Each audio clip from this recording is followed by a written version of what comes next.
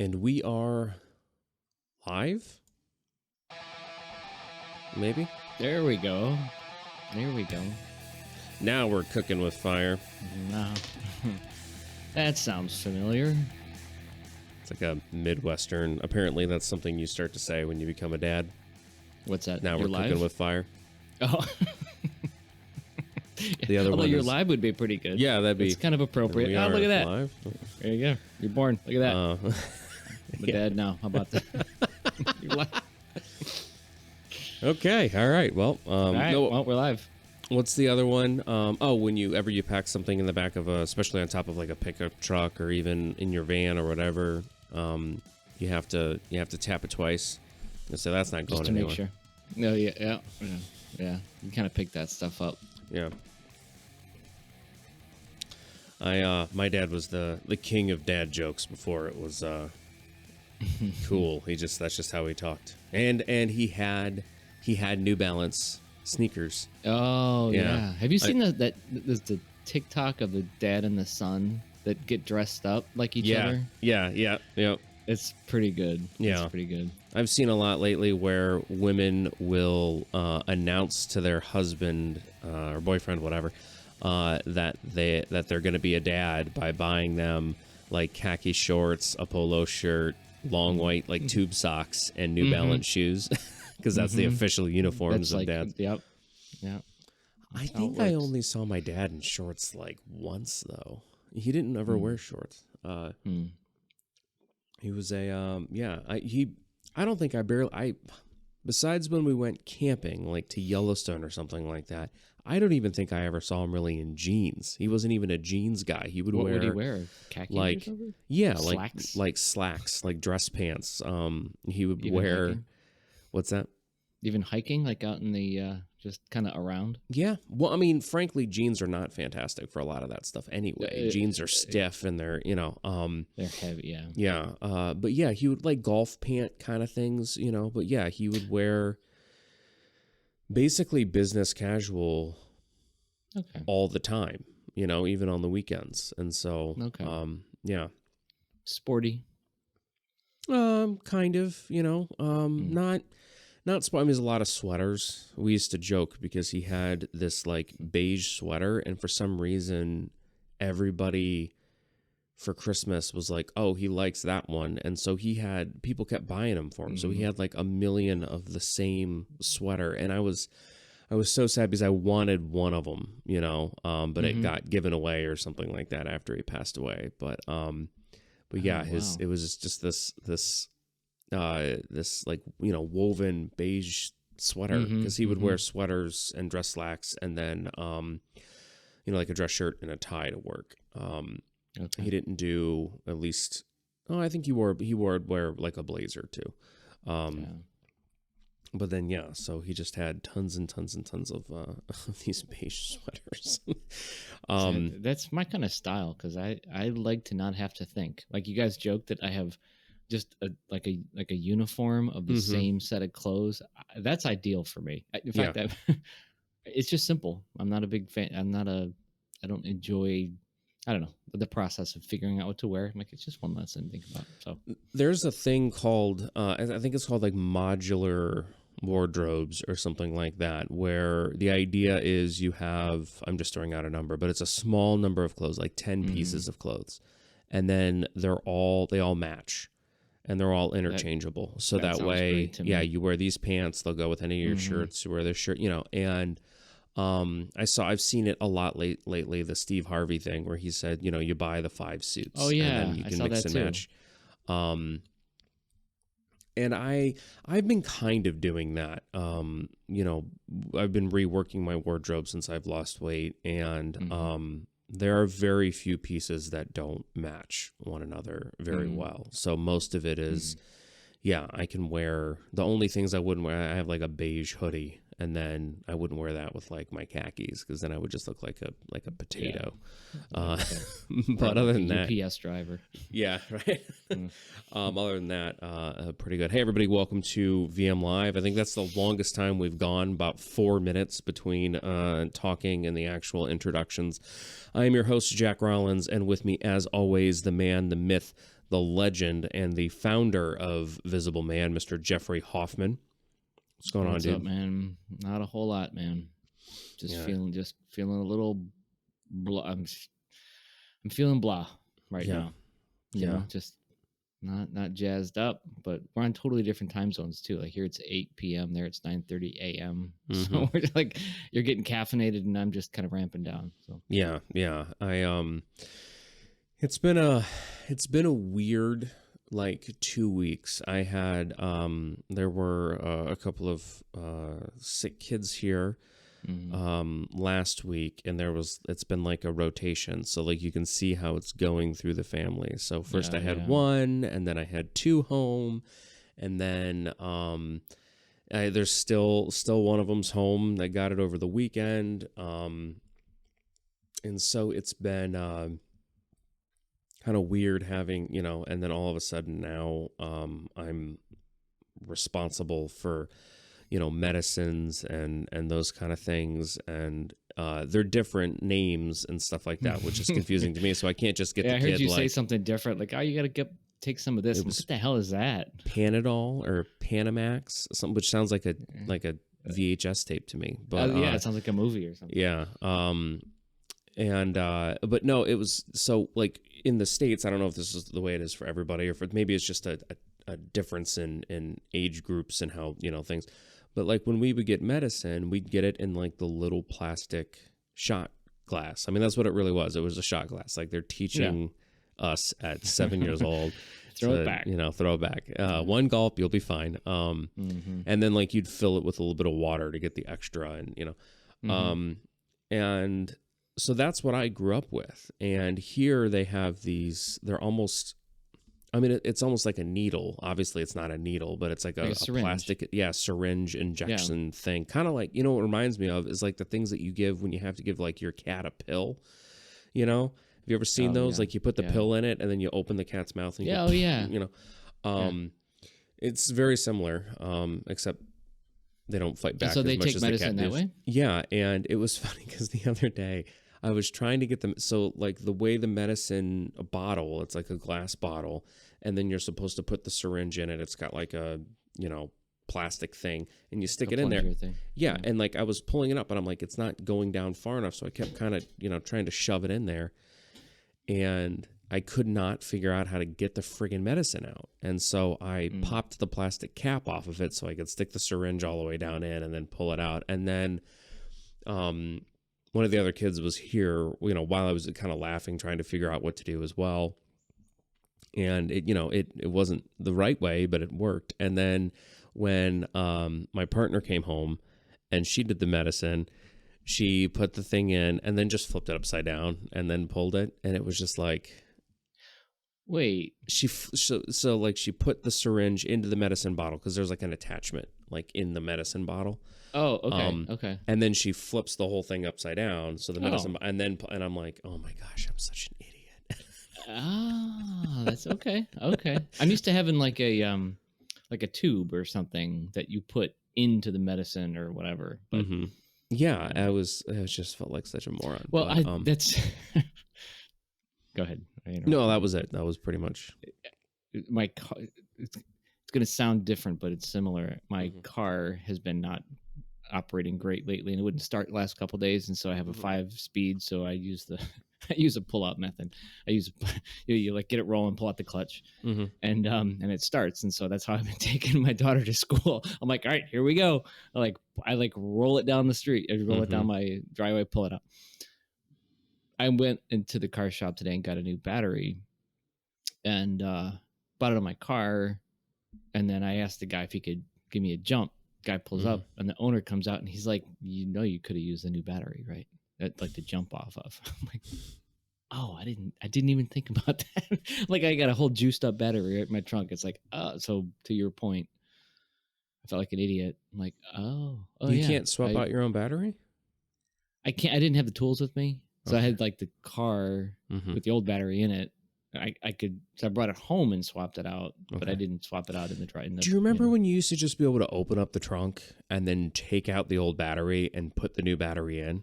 Like, you're not the trunk, the hood. Yeah, you didn't have to have all the Really? crazy tools back. You just pop the things off, and then now they put all the crap on top of it and stuff, so you have to gain access to it. But you used to just do it right there in the parking lot. You just pop the little cap things off, picked off the old battery, put the new one in, and then I just had to unscrew the things. Yeah, and put it on. So I didn't have anything on top of it. So I guess, yeah. Anyway. Back home, like the battery is like underneath, like by the wheel well. So they do that. So like if you, and I didn't realize that when I bought, because you see the compartment for it, and it was just the parts for the the jumping part, and I didn't realize that. And so I have to take it in to change the battery. I can't change my own battery. Wow. What? Yeah, it's stupid. I don't know. It's a convertible. I don't know if it has something to do with that, like because they're a little bit weirder with their weight ratios and stuff. But okay, mine's just a Volkswagen Jetta. It's pretty just kind of average car, Mm-hmm. So it's pretty accessible. But yeah, so we've been dealing with a lot of this. The 6 kids. It's working through them. I think 2 of them I'm waiting on, and they'll get it. And I think my partner's a little under the weather as well. Oh, by the way, rocking the Adelaide Crows footy, one of my footy shirts.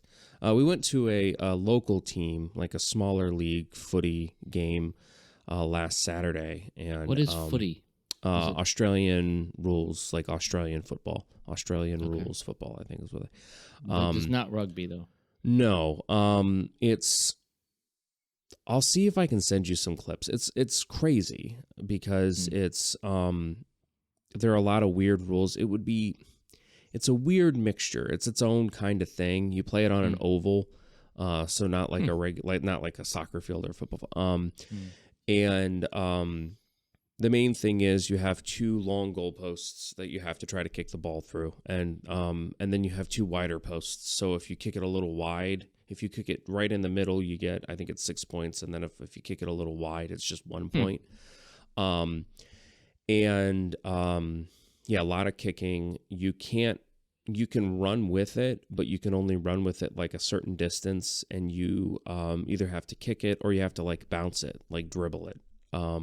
And it's about the same general shape as like an American football. So like that's a skill, like bouncing that thing and having it come back to you.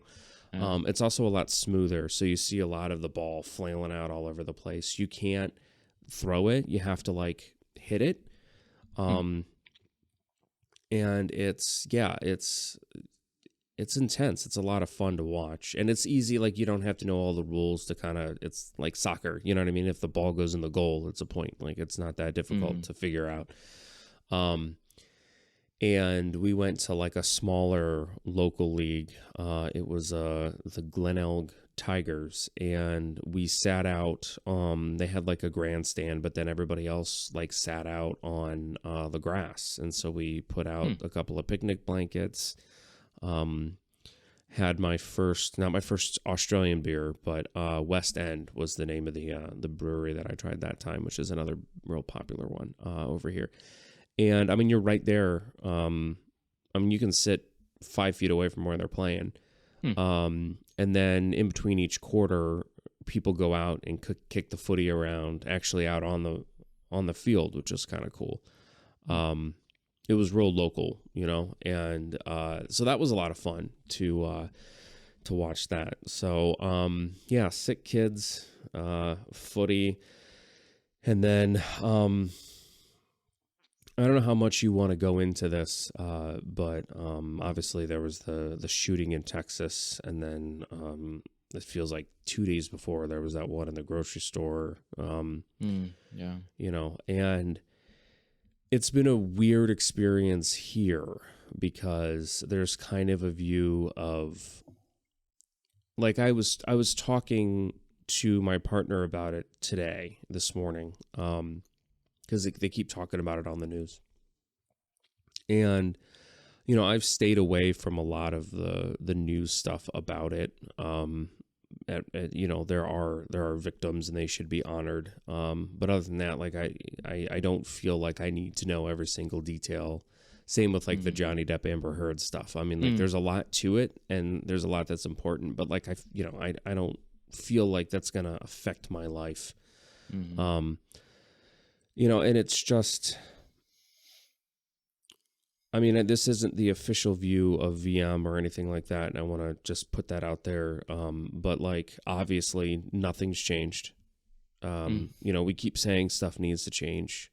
We keep saying, these are isolated incidents, that keep happening. We do need to change. I'm all for personal freedoms. I'm all for all that kind of stuff. But at the end of the day, a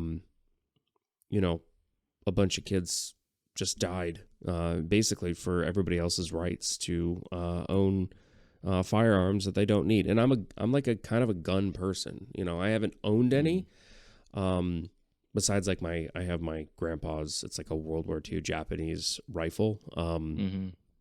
But I can't fire it. It's not,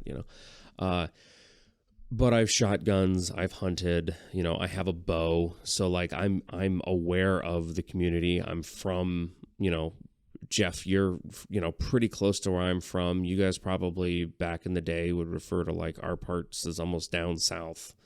I'm from that culture where people, will take the day off school if the day deer hunting season opens. You know what I mean? And it's expected, gun racks in the back of their trucks, like that kind of stuff. I come from that, but I mean, there's a point where it's just like, okay, you know what I mean? And people,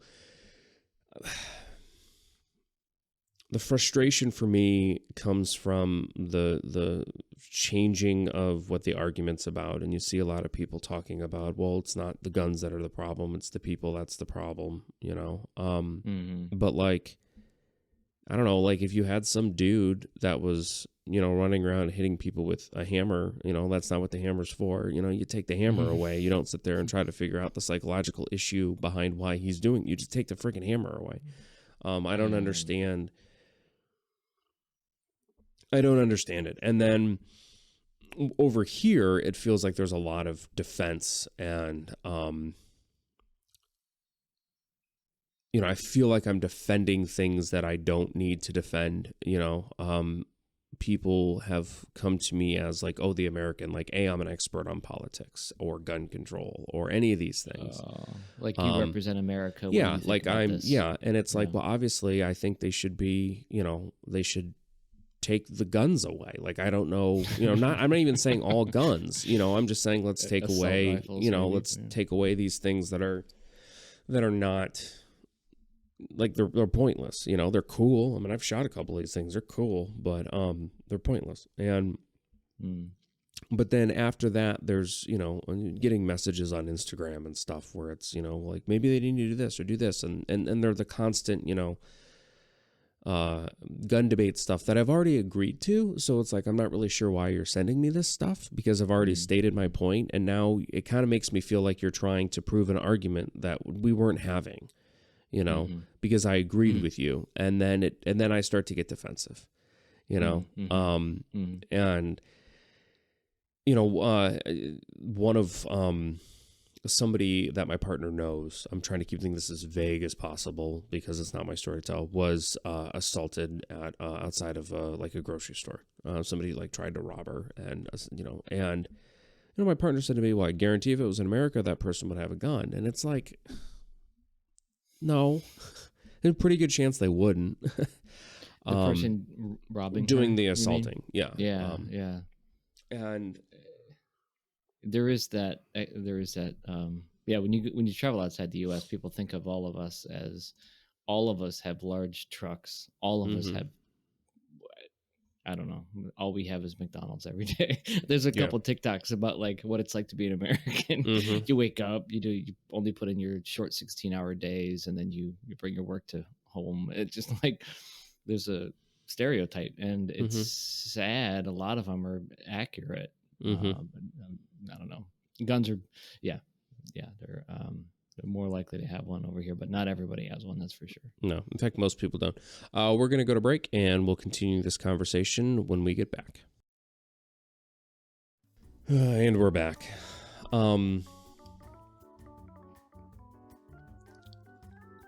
But yeah, when it comes to the stereotypes and stuff, like I get it, and a lot of them are true. But it felt like I wanted to say that, I didn't ask to be born where I was born. I didn't ask to be, I don't want to say raised the way I was raised, but born into the culture that I was born into,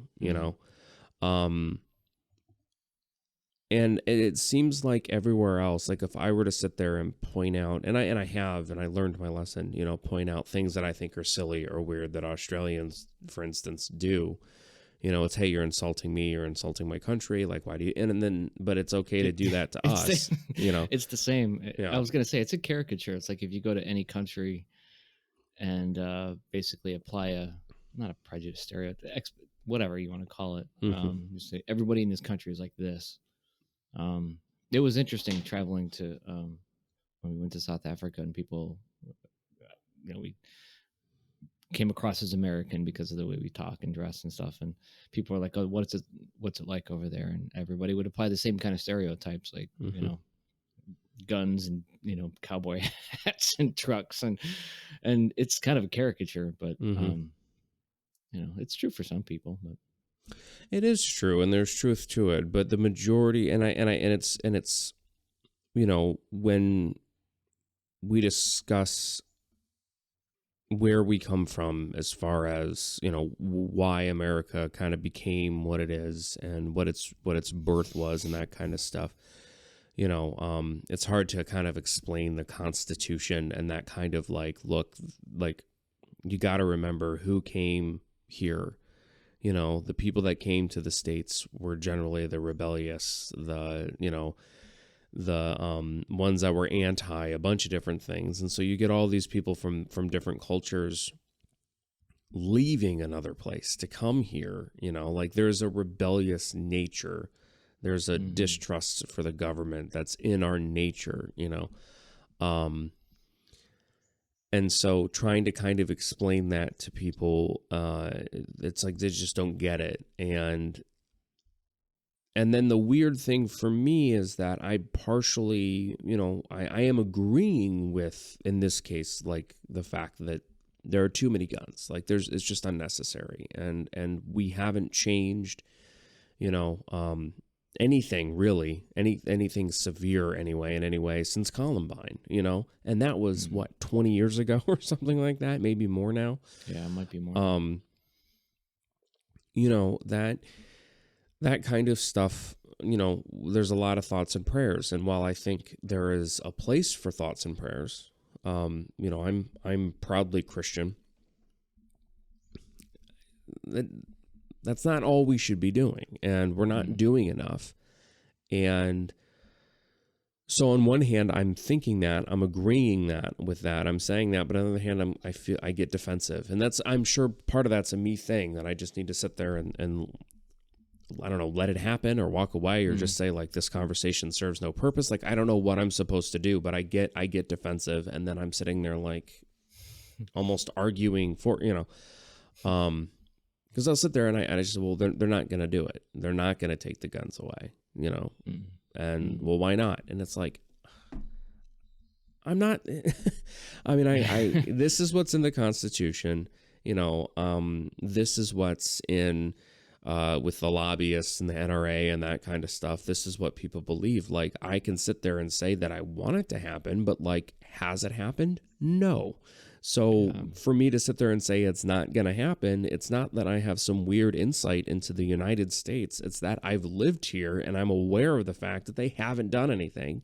They're not going to do anything, and that sucks and it's terrible. And I wish there was, more we could do. And if there is, I want to know about it, because enough is enough as far as I'm concerned. But if you are somebody listening from outside of the States, this works for any culture, though. My advice would be to maybe not put all of that country's stuff on that person when you're having these debates. Look at like what you know about your country. Like look at what you know about your history and your politics and even stuff like religion. Like look at all that kind of stuff and see where your gaps are, and then remember that that's how everybody is.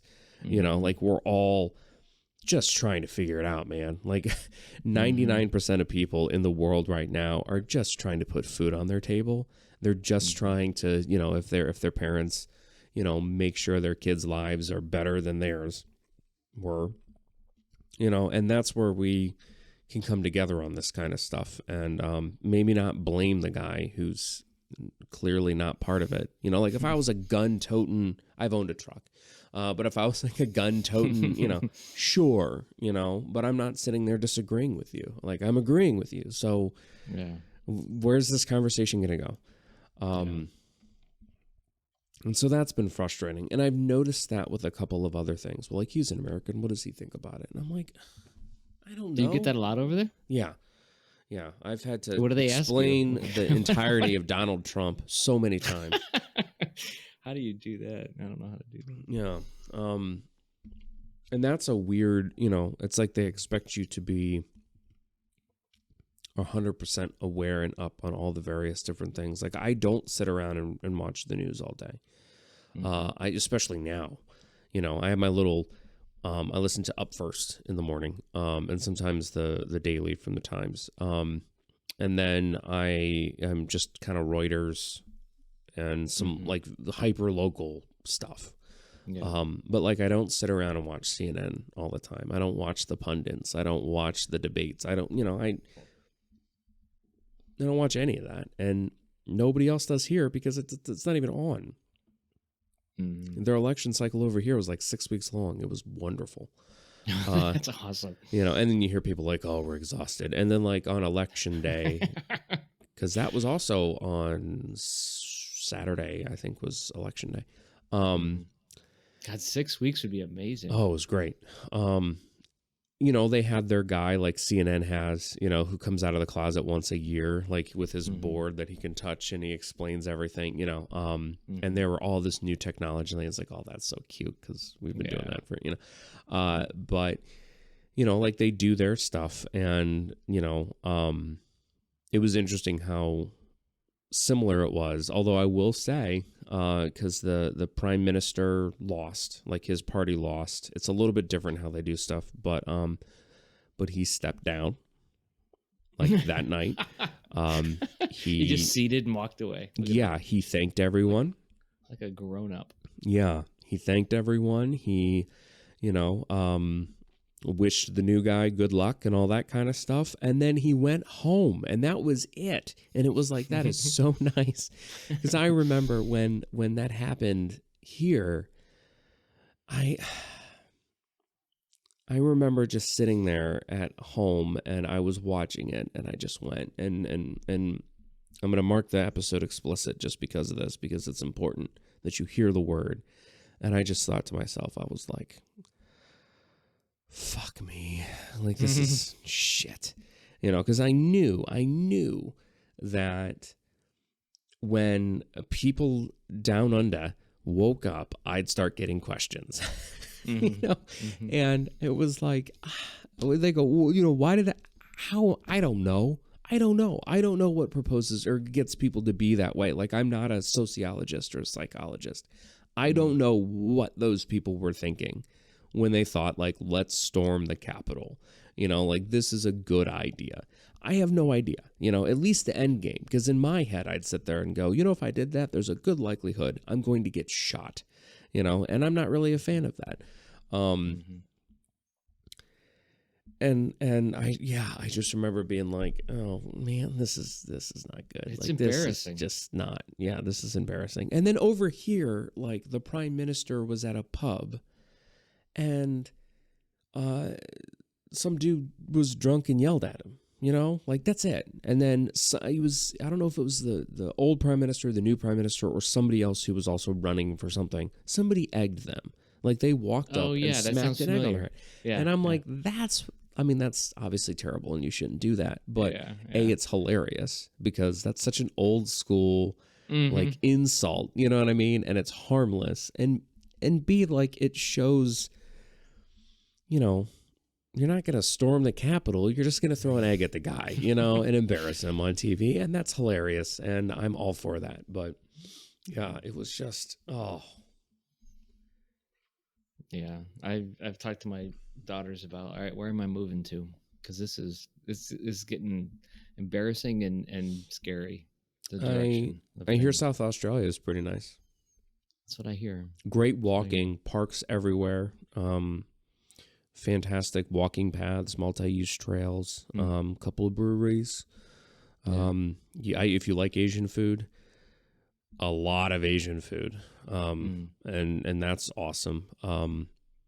Only downside I've seen so far, besides the fact that, I don't know how much anything weighs or how far anything is or anything like that. You mentioned that. Is very little Mexican food. And there's a company out here, I'm not going to say the name, but they do a Chipotle-esque thing, and it sounds like it was funny. I was talking to my partner's brother-in-law about it, and he said that guy's super rich, because I said, well, their food's trash. It's like he heard what Chipotle did, but like never had it. So just kind of made it up. Excuse me. But it was downright terrible. So there's not a really good. There's a couple of regular Mexican restaurants, but if you want, fast food, like no Taco Bells or anything like that, no Chipotle kind of thing. So that's the downside, is the Mexican food situation is not great. I can live with that. I can live with that. And lots of animals, small animals that want to kill you all the time. So. But other than that, yeah, it's pretty nice. Palm trees and stuff. It's pretty cool. That sounds pretty pleasant. Yeah. So, yeah, gun control. We should actually try to control the guns, I think. What's scary is how quickly somebody can go off the rails. Because I don't know why anybody would need an assault rifle. I don't know. Yeah. And you get into these arguments about like what's the, there's no such technical thing as an assault rifle. And there's some truth to that, but it's like people get so stuck on those little haggling things that they skip out on the big picture. You know what I mean? And that's a great tactic if you're trying to, dissolve an argument. What's that? When you kind of pick at, somebody talks about gun control and, like you said, assault rifles, and they go, what is an assault rifle? Do you know there's no thing as an assault rifle? So what are you talking about? Are you talking about like, and then they go into like these, and I understand that some of that stuff needs to be debated out. Sure. But at the end of the day, there's no reason for anyone to have anything. Let's just put it this way. If it's in a Call of Duty video game, nobody needs to own it. Like at the end of the day, if it's a main gun in a Call of Duty game, so not a sidearm, if it's a main gun in a Call of Duty game, it should be illegal. Yeah, I agree with your point that they're missing the big picture, or however you said it. They're distracted by that because, I mean, kids, little babies, they just died. And if I don't know how you can walk away from that discussion, but yeah, but I don't know how you can, start a discussion that says, yeah, but here, I do need my gun still. Like, I don't know. Yeah, no, I agree. It's nothing in this world is black and white. But I mean, at the end of the day, parents don't feel safe bringing their kids to school. And that's something that I, don't have to worry about here. I mean, they have knives, they have, stuff like that. but I don't have to worry about it here. I don't have to worry about somebody shooting up a school, you know. And I heard that, you know, somebody, I don't know who it was, but he had a Texas accent, you know, saying that we need to, you know, this is a focus on, you know, needing armed police officers, which is a whole other, you know, debate. When it comes to that, I saw a really interesting video about that. You know, in the military, one of the main things, you know, big things behind the point of like drill, you know, they teach you how to do something, and then they teach you how to do that thing well. And then they teach you how to do that thing while somebody's screaming at you. And then they teach you how to do that thing in terrible weather. And they teach you how to do that thing underwater. And they, you know, they teach you how to do this specific thing. The easy, you know, thing to say right now is operate a firearm properly. They teach you how to do that so you are proficient in that in any circumstance. So you can go in and you can do your job, you know, under any circumstance, like, I don't know, war, you know. So there's crazy stuff happening all over. You're not in an ideal shooting range type of situation, but you still need to do your job. They don't do that with the military or the police. They give them the tools, but they don't give them the training. So you're saying that you're going to put in some, and I have friends who are police officers. Like, I'm not anti-cop in any way, but like a cop is not, a regular street cop is not equipped to go into a school and handle that situation, especially by themselves. You know what I mean? Like, that's one dude. No, that's not the solution. That's just stupidity. The funny thing, and I think this might be where, I know we're coming up on our the second break here in a second, but especially Texas, who's very pro-life. They say they're pro-life, but they're also pro-death penalty. So I guess only pro at the very beginning of life. In my head, if you're going to be pro-life, you got to be all in. You know what I mean? Like, it's improper to kill people. You can't kill them at the beginning. You can't kill them at the end. That's the way it should be. But they're pro-birth. They say they're pro-life, but they're pro-birth because they clearly are not okay with protecting their children. You know, they're more interested in protecting their guns, and then they're very pro-death penalty. So this one state, which I think a lot of people think is like the entirety of the United States, you know, walks around being Christian up until the point where, you know, the rubber meets the road and you actually have to follow through with some of those Christian values, you know, like, I don't know, trying to protect children, which is, you know, I feel like Jesus would be down with that. I feel like he'd be down with that. He'd be like, yeah, we probably shouldn't have guns in schools. I can't speak for God, but I feel like that's one of his you know, his, don't kill each other. It seems pretty, yeah, I think you mentioned that. Yeah, once or twice. I think, yeah. All right, so we're going to go to break, and we'll be back in just a minute. And we are back. A couple of quick announcements. VM will have a comedy fundraiser show on July 24th at 7 p.m. at the Comedy at the Carlson, featuring Dan Viola and Vinny Polino. You can get tickets for that by going to visibleman.org/comedy show. That's visibleman.org/comedy show.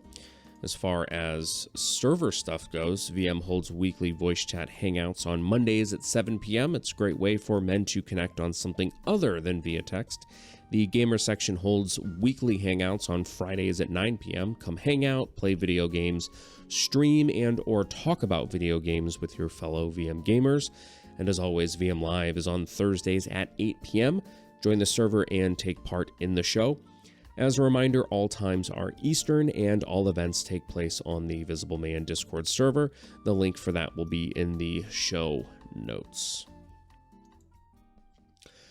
I'm really excited for the fundraiser. We started to put stuff out about it. Been in communication with a couple of people. Jeff, you had a really busy weekend last weekend with a couple of different stuff. I want to get into that real quick, but before we do, you had a lot of good conversations, it seemed like, with people about, you know, VM and what we do, and for once, at least in the last couple of years, it seems like it hasn't been able to happen as often.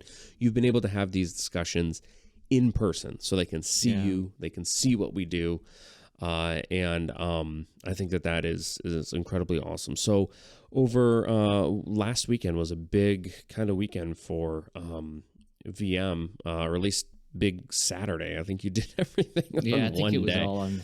Yeah, yeah. So what all did we do last weekend? So we participated in the NAMI walk with the National Alliance for Mental Illness. And then we had a table at the Red Wings, which is the local minor league baseball team. But the weekend before that, I don't think we've talked since then. I did a talk at the Lilac Festival, which was here in Rochester. And just in general, I've been putting us out there. And actually tonight, Admin Bob isn't with us because he's in Buffalo participating in an event there. So it has, it's been good. It's been really nice actually to meet people in person because when we started this, it was social media and then the podcast and then the server, and then it's all been online. And I've just not had conversations in person really about VM at all, since the pandemic. So to meet people, and I think one of the things that's surprising is how many people would rather do it in person. There, we have a bubble here on the Discord server of great people, good discussions, good friends from all over the world. And then there's people that don't really care about the server. They really want, they're not comfortable with it, or they want to meet in person, which is, the dimension. You can connect with somebody way better in person if you're comfortable with that. So it's been like the both and situation where it's like, the Discord server is great and people also want to connect in person. So I've in the next this week we've had some great connections that we've made through Reddit, Facebook, just people that have kind of connected, that I'm excited to see where those things go. So it's been tiring. I think I'm tired because my first couple of days of the week were it's a thrill, it's exciting, it's validating, and it's tiring. Because we both have full-time jobs that we're working, and then to do this, to build this, independent of that, takes energy for sure. But it's it's a bit draining at times, but it's been good lately. I'm still trying to find that balance. One of the people we connected with, I was having a conversation, and that was one of the things that came up is finding that balance between, now, there are people reliant on me where there weren't before as much. Like here, you mean physically in person, and making dinner for one person for two people it's nothing, because if I'm going to make it for myself, it's not that much more to make it for two people, but then, dinners and, lunches and general cleaning and those kind of things. I mean, there's a partnership with that. And I've taken on or tried to take on some responsibilities that, okay, that's the thing I do, so now you don't have to worry about it, kind of deal. So now, like, if it doesn't get done, like, people don't eat, you know what I mean, or don't have clean underwear or whatever, and so for me, the challenge has been, balancing work and that stuff, and then with the VM stuff, it's there's a lot going on, and I feel bad when sometimes you see the chat going or something like that, and you're just like, there's you can only give so much of yourself, especially in these intense environments, and I think that's one of the reasons that it's great that we have so many good people in the chat, so that way it's not like you or me constantly, and And I've been out of the loop for, well, not out of the loop, but just not in the loop in live, with a lot of the conversations that happen during the day because I'm asleep.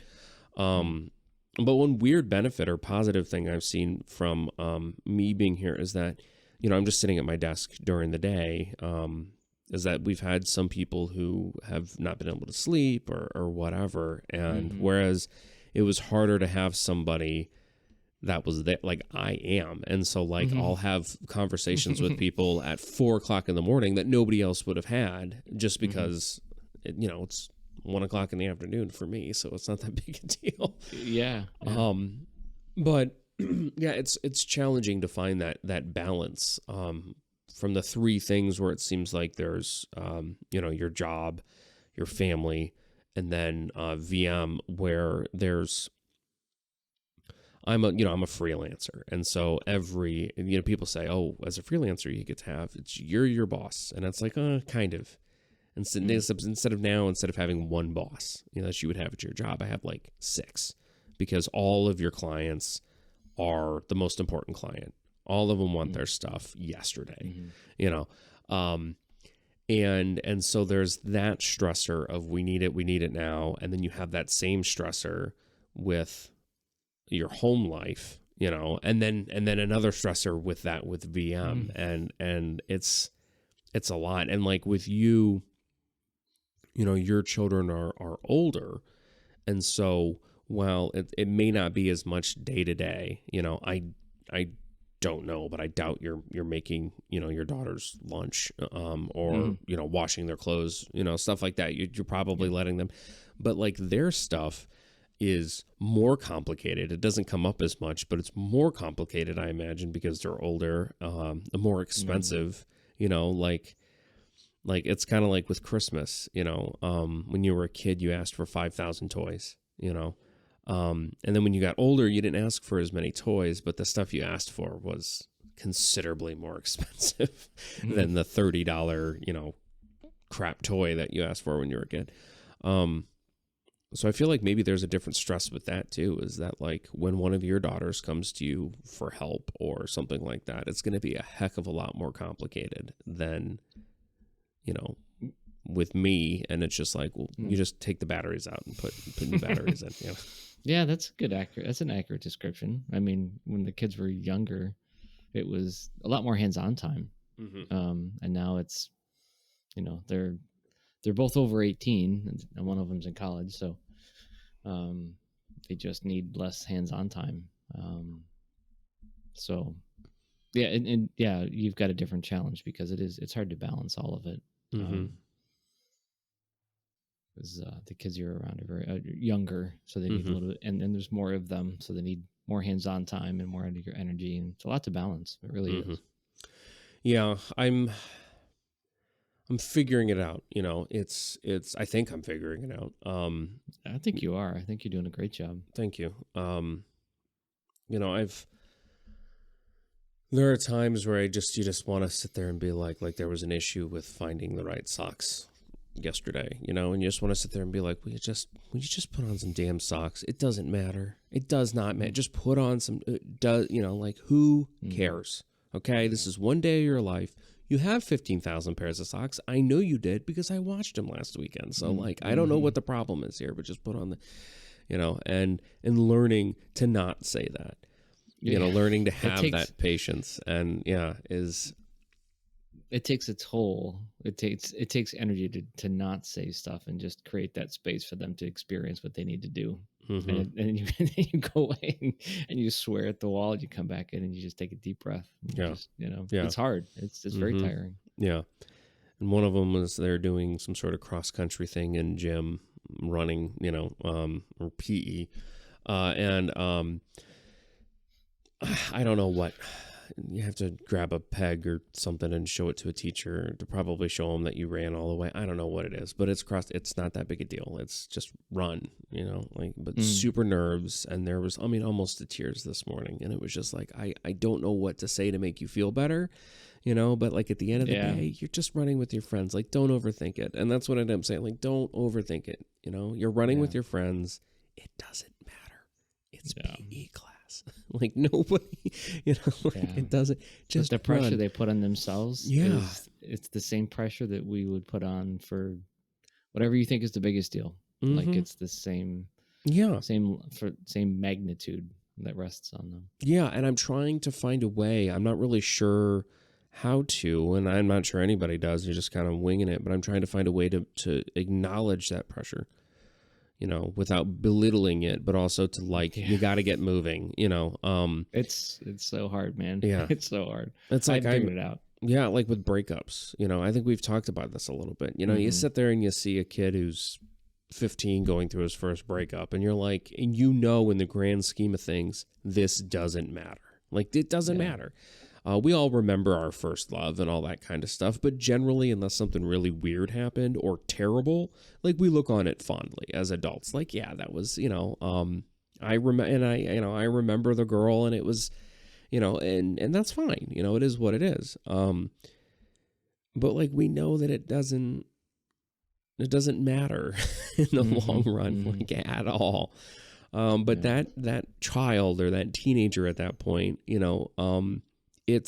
they're feeling love. They're feeling the same emotions. They're feeling them strongly. And then you add in a whole bunch of hormones that are just knocking stuff all over the place anyway. And it's like, how do you see and help them through that emotional journey, which is huge because that's the first time they're experiencing that, without belittling it, but also like you have to eat dinner. Like, sorry, right. You have to eat. Yeah. You'll die if you don't. I need you to eat. Like you can be mad, but eat your food. Yeah, there's some balance between validating and creating a safe place and still not keeping the bar high, but still calling somebody out or still pushing them. I don't know what the right balance is, but it's hard. It's hard to find. Yeah, I'm here. There aren't any dating. Nobody's dating yet. A couple of crushes, I think, which is fun, but no heartbreak yet. I don't think. There might have been a mini one before I was in the picture, but but then I think the kids here are almost prepared for it because of what happened with their mom and their dad, that there's like a part of you that's like, well, statistically speaking, we're 17, it's not going to work out, Yeah. But yeah, I mean, there's a fine line, and I'm trying to find it. I think hopefully we'll spend the rest of my life with these kids trying to find it trying to be there, like you said, provide a safe environment, but also like you have to put your shoes on and go to school. Like I get it, you're upset, but this is ridiculous, Yeah, I just, that's you hear about it, you hear about it a lot, from friends and from, society or whatever, but like, it's different when you're the one sitting there in your bathrobe, unshowered, like with a cup of coffee, half awake, and there's a child in front of you, like, and I'm not saying like a terrible temper tantrum or anything like that. It wasn't like a blowout, but they're asking you stuff and you're like, I don't know. No, I don't know where your socks are. And it's a big deal for them right then, now. Yeah. But, I love it. I love doing it. It's been an honor and a lot of fun, and in a weird way, I don't know if it's weird or not, but like, I look forward to those big moments in life with them. First heartbreaks, dances. I think they do some kind of formal thing over here. They don't do like what we do with proms and all the 50 dances that you have to go through every year. But graduations, all those kind of things. I look forward to that. I think it'll be amazing to, in some small way, kind of be a part of it. Yeah, it's awesome. It's tiring. It's exhausting, but it's rewarding. That's the truth, man. It is 100%, 100% exhausting. I feel like at times I try to work so hard and making sure that my partner gets a break that like I kind of don't. you know, and I sat there you the do a other lot day. now. I can see it. Yeah. Thank you. I realized that. I sat there and I said, you know, I might need to say to her, like, I need to sleep in one of these days or something like that. Like, I need to go elsewhere for a bit, or not go elsewhere, but like I need to, but one of the reasons I'm over here is to, you know, give her a break. So, you know, I just trying to balance expectations, that kind of stuff, and I'm sure I'll figure it out. But yeah. All right, well, that is the end of today's episode of VM Live. Keep up to date with everything we're doing by going to visibleman.org. You can get your tickets to the VM Comedy Night fundraiser by going to visibleman.org/comedy show. Check us out on YouTube. If you're watching this, please remember to thumbs up it and subscribe. If you're listening to this, please remember to rate, review, and subscribe. You can check us out on Facebook, Twitter, Instagram, Pinterest, I believe. Still working on that MySpace. We're on LinkedIn, though, so that's pretty impressive. And, of course, if you are over the age of 18, you are welcome and invited to join the VM Discord server, where we have open and honest and moderated discussions about men and men's mental health daily. The link for that will be in the show notes. Is that everything? Yep, got it. Okay, cool. Oh, Patreon. You should probably, if you like all the great work we're doing here, make sure you jump over to our Patreon page, which I believe is patreon.com/visibleman, and support us there. We're working on some perks and stuff, trying to figure all that out. But the main thing, we want things to be able to be free for the most part. We want people to have equal and open access, so we're trying to find a way to kind of balance that out. So that's patreon.com/visibleman. Once again, thank you for tuning in. I am Jack Rollins for VM Live, reminding you that vulnerability is the ultimate demonstration of strength. Cheers.